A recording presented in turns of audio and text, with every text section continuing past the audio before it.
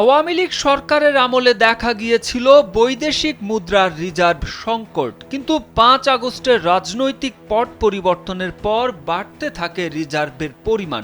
অর্থনীতিবিদরা বলছেন, আওয়ামী সরকারের আমলে রিজার্ভ সংকটের মূলে ছিল ব্যাংক সহ আর্থিক খাতে হাজার কোটি টাকার দুর্নীতি, অর্থ পাচার। আর সম্প্রতি ২০২৪-২৫ অর্থ বছরের সেপ্টেম্বর থেকে নভেম্বর এই ৩ মাসের প্রবাসী আয় সংক্রান্ত বিস্তারিত প্রতিবেদন প্রকাশ করেছে বাংলাদেশ ব্যাংক। কেন্দ্রীয় ব্যাংকের তথ্য বলছে, গত আগস্টেও দেশের সর্বোচ্চ প্রবাসী আয় প্রেরণকারী দেশ ছিল সংযুক্ত আরব আমিরাত।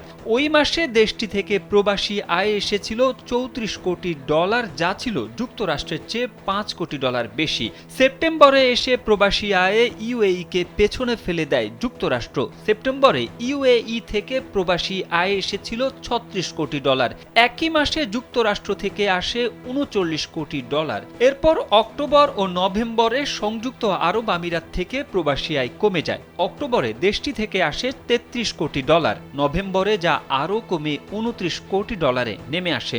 ২০২৪ সালের সেপ্টেম্বর থেকে নভেম্বর এই ৩ মাসে যুক্তরাষ্ট্র থেকে আসে প্রায় $১৪০ কোটি। দ্বিতীয় অবস্থানে থাকা সংযুক্ত আরব আমিরাত থেকে এই সময়ে প্রবাসী আয় এসেছে $৯৯ কোটি। প্রবাসী আয় প্রেরণের দিক থেকে শীর্ষ ১০ দেশের তালিকায় এরপরে রয়েছে যথাক্রমে সৌদি আরব, মালয়েশিয়া, যুক্তরাজ্য, কুয়েত, ইতালি, ওমান, কাতার ও সিঙ্গাপুর।